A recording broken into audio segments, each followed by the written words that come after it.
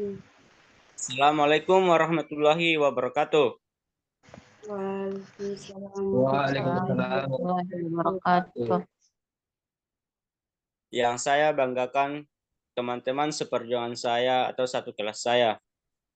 Puji syukur, marilah kita panjatkan kepada Allah Subhanahu wa taala dan salawat serta salam semoga tetap tercurahkan kepada Nabi besar Muhammad SAW. Adapun topik yang akan kita diskusikan pada diskusi kali ini yaitu tentang teori perwilayahan.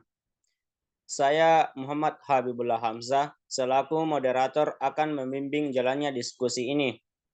Sebelumnya, saya akan memperkenalkan anggota kelompok 4 yang dimana anggotanya Ina Risanti, Afifa Nursyabania, Nur Fajriani, Nirmala Nasir, Alfian Betulabi, dan Zulfikar Syam. Baik, langsung saja kita akan menuju ke materi pertama yang akan dibacakan oleh Afifa Nursyabania. Dengan Afifa Nursyabania saya persilakan. Oke, terima kasih moderator. Langsung saja, pengertian perwilayahan. Regionalisasi di dalam geografi adalah suatu upaya mengelompokkan atau mengklasifikasikan unsur-unsur yang sama. Mengingat lokasi di muka bumi memiliki jumlah tak terbatas dan cenderung saling berdekatan, maka lokasi-lokasi tersebut harus disusun dan dikelompokkan menurut kriteria tertentu. Dengan demikian, informasi yang diperoleh secara efisien dan ekonomis. Salah satu prinsip pembuatan suatu region adalah menyederhanakan wilayah tersebut dengan cara menyatukan tempat-tempat yang memiliki kesamaan atau kedekatan tersebut menjadi satu kelompok. Regionalisasi selalu didasarkan pada kriteria dan kepentingan tertentu. Misalnya, pada pembagian region permukaan bumi berdasarkan iklim, maka kriteria yang digunakan adalah unsur cuaca, seperti temperatur, curah hujan, penguapan, kelembapan, dan angin. Regionalisasi menurut iklim ini sangat berguna untuk mengetahui persebaran hewan dan tumbuhan, tetapi mungkin kurang berguna dalam hal komunikasi atau transportasi. Karena itulah, pengelompokan region dapat disesuaikan dengan kebutuhan pengguna, tergantung pada kepentingan atau tujuan pengelompokan region tersebut. Regionalisasi suatu fenomena atau gejala di muka bumi memberikan berbagai manfaat.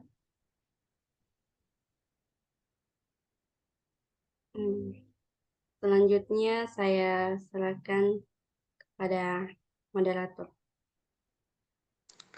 Baik, terima kasih kepada Nur Afifa Syabania yang telah membacakan materi pertama. Baik, langsung saja kita masuk ke materi kedua yaitu macam-macam perwilayahan yang akan dibacakan oleh Zulfikar Syam dan saya persilakan kepada Zulfikar Syam. Baiklah, saya akan melanjutkan materi kedua yaitu macam-macam perwilayahan. Yang pertama, perwilayahan secara formal. Tujuan perwilayahan formal adalah untuk mengetahui wilayah mana yang homogen atau seragam. Teknik yang bisa digunakan pendelineasian wilayah formal adalah metode nilai bobot indeks. Metode ini digunakan untuk mendelineasi wilayah berdasarkan lebih dari satu kriteria. Yang kedua, perwilayahan secara fungsional. Pembatas suatu wilayah secara fungsional menyangkut pengelompokan beberapa unit wilayah yang memiliki tingkat kepentingan hubungan. Dengan demikian, wilayah fungsional lebih menekankan pada arus hubungan dengan titik pusat. Pendekatan untuk perwilayahan fungsional dilakukan dengan analisis aliran barang atau orang. Pada analisis ini, wilayah fungsional berdasar pada arah dan intensitas aliran barang atau orang antara titik pusat dan wilayah sekitarnya. Pada umumnya, aliran lebih intensif untuk dua wilayah yang jauh dari pusat. Luas daerah pengaruh pusat adalah sampai pada tempat arus aliran. Baiklah, saya kembalikan kepada moderator. Baik, terima kasih kepada Zulfikar Syam yang telah melanjutkan dari materi pertama ke materi kedua. Baik, selanjutnya kita akan melanjutkan ke materi ketiga, yaitu manfaat perwilayahan yang akan dibacakan oleh Nirmala Nasir. Dan Nirmala Nasir, saya persilahkan. Terima kasih atas kesempatannya. Materi selanjutnya yaitu manfaat perwilayahan. Manfaat perwilayahan itu ada 4. Yang pertama, membantu memisahkan sesuatu yang berguna dan membantu memisahkan sesuatu yang berguna dari yang kurang berguna. Yang kedua, mengurutkan keanekaragaman permukaan bumi. Yang ketiga, menyederhanakan informasi dari suatu gejala atau fenomena di permukaan yang sangat beragam. Yang keempat, memantau perubahan-perubahan yang terjadi, baik gejala alam maupun manusia. Saya serahkan ke moderator. Baik, terima kasih kepada Nirmala Nasir yang telah melanjutkan dari materi pertama, kedua, dan ketiga. Baik, selanjutnya kita akan melanjutkan ke materi keempat, yaitu teori perwilayahan yang akan dibacakan oleh Iin Arisanti. Iin Arisanti, saya persilahkan. Baik, dalam perkembangan wilayah dikenal beberapa macam teori pertumbuhan atau perwilayahan. Pusat pertumbuhan ialah wilayah atau kawasan yang pertumbuhannya sangat pesat, sehingga karena kepesatannya ini dijadikan sebagai pusat pembangunan yang mempengaruhi kawasan-kawasan lain di sekitarnya. Nah, teori perwilayahan ini dibagi menjadi 3. Yang pertama yaitu teori tempat sentral atau central place theory. Central place theory dikemukakan oleh Walter Christoller pada tahun 1933. Teori ini menyatakan bahwa suatu lokasi dapat melayani berbagai kebutuhan yang terletak pada suatu tempat yang disebutnya sebagai tempat sentral. Atau tempat sentral ini tersebut memiliki tingkatan-tingkatan tertentu sesuai kemampuannya melayani kebutuhan wilayah tertentu. Nah, bentuk pelayanan tersebut digambarkan dalam segi 6 atau heksagonal. Teori ini berlaku apabila memiliki karakteristik sebagai berikut. Yang pertama yaitu wilayahnya datar dan tidak berbukit. Yang kedua, tingkat ekonomi dan daya beli penduduk relatif sama. Yang ketiga yaitu penduduk memiliki kesempatan yang sama untuk bergerak ke berbagai arah.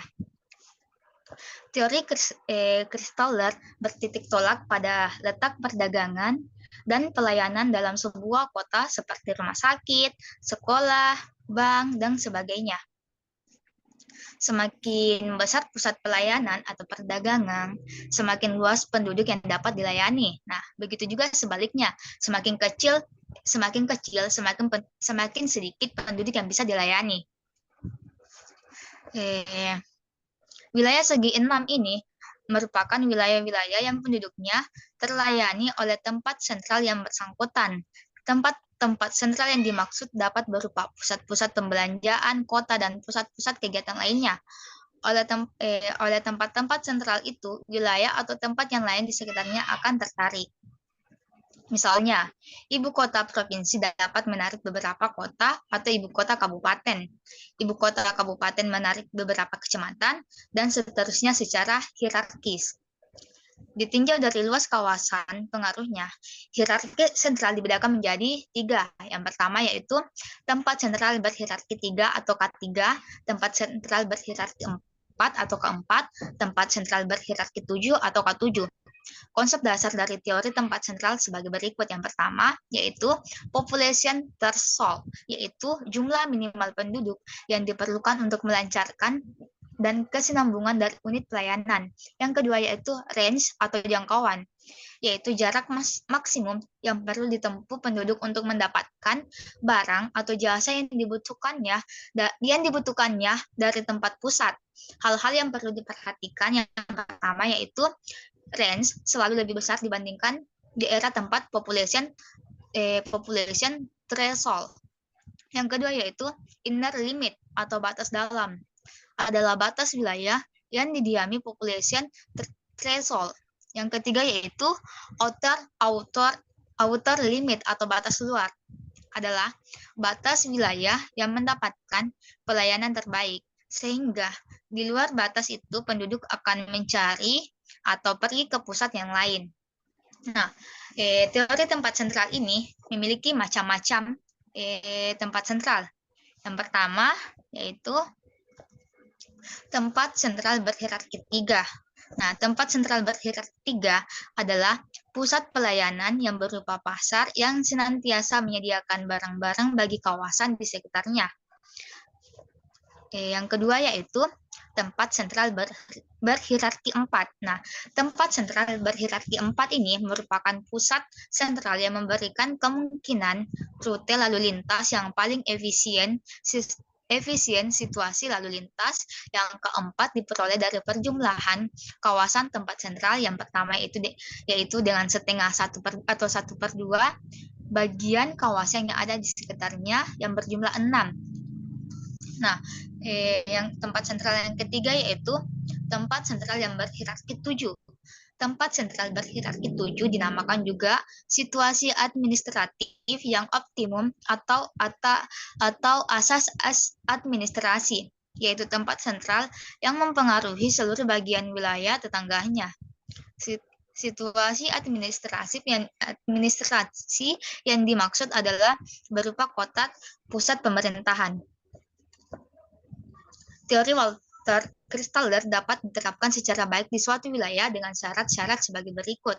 Yang pertama yaitu topografi dari wilayah tersebut relatif seragam sehingga tidak ada bagian yang mendapatkan pengaruh lereng atau pengaruh alam lainnya dalam hubungan dengan jalur angkatan. Yang kedua yaitu kehidupan atau tingkat ekonomi penduduk relatif homogen dan tidak kemungkinan adanya produksi primer yang menghasilkan padi-padian, kayu, atau batu bara. Nah, saya kembalikan kepada moderator. Baik, terima kasih kepada Iin Arisanti yang telah melanjutkan materi pertama sampai ke materi keempat. Baik, selanjutnya kita melanjutkan ke materi yang kelima yaitu teori perwilayahan yang akan disampaikan kepada Alfian Butulabi.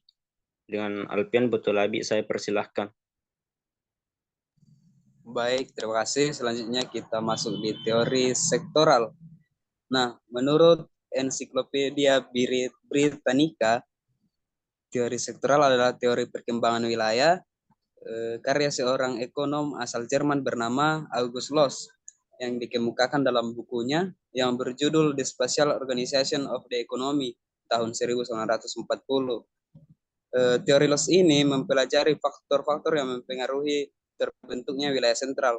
Misalnya wilayah yang ideal adalah wilayah yang dapat mendistribusikan barang dalam jarak minimal namun keuntungan yang relatif sama. Teori sektoral ini atau teori Loos menitik beratkan pada memaksimalkan keuntungan sebagai tujuan utama dari industri. Loos menyebutkan bahwa pusat pembangunan tidak terjadi pada wilayah yang paling sentral, melainkan pada wilayah yang bisa memaksimalkan keuntungan. Sekian, terima kasih. Saya lanjutkan ke moderator. Baik, terima kasih kepada Alfian Butulabi yang telah menjelaskan sedikit tentang teori perwilayahan dari teori sektorial. Baik, kita lanjutkan selanjutnya teori kutub pertumbuhan yang akan dibacakan oleh Nur Fajriani. Dengan Nur Fajriani saya persilahkan. Baik, selanjutnya saya akan membacakan tentang teori pertumbuhan, teori kutub pertumbuhan, di mana teori ini dikembangkan oleh ahli ekonomi Prancis yaitu Francois Perroux pada tahun 1955, di mana teori ini menyatakan bahwa pertumbuhan ekonomi di setiap daerah tidak terjadi di sembarang tempat, melainkan di lokasi tertentu yang biasa disebut dengan kutub pertumbuhan. Menurut pandangan Perroux mengenai proses pertumbuhan, yaitu teori tata ruang ekonomi, di mana industri pendorong memiliki peranan awal dalam membangun sebuah pertumbuhan. Industri pendorong ini memiliki ciri-ciri Di antaranya, yang pertama yaitu memiliki tingkat konsentrasi tinggi. Yang kedua, memiliki tingkat teknologi maju. Yang ketiga, mendorong perkembangan industri di sekitarnya. Yang keempat, manajemen yang profesional dan modern. Yang kelima, sarana dan prasarana yang sudah lengkap. Selain itu, teori ini memiliki 3 ciri penting. Di antaranya yang pertama, terdapat keterkaitan internal antara berbagai industri secara teknik dan ekonomi. Yang kedua, terdapat multiplier. Yang ketiga, terdapat konsentrasi geografis. Adapun beberapa contoh yang merupakan teori pusat pertumbuhan, yaitu antara lain Kota Jakarta, Bogor, Tangerang, Bekasi atau biasa disebut dengan Jabotabek, Pusat Industri Batam, Segitiga Pertumbuhan, Singapura, Johor, Riau atau biasa disebut dengan Segitiga Sijori dan sebagainya. Selanjutnya saya kembalikan kepada moderator. Baik, terima kasih Nur Fajrani yang telah melanjutkan materi. Baik, selanjutnya itulah tadi hasil presentasi kami dari kelompok 4. Mari kita mengucapkan alhamdulillah. Saya sebagai moderator mohon maaf atas kekurangannya dan terima kasih untuk perhatiannya semua kepada teman-teman sekalian. Dengan mengucapkan Assalamualaikum warahmatullahi wabarakatuh. Dan kelompok 4 pamit. Terima kasih semuanya. Dadah. Love you.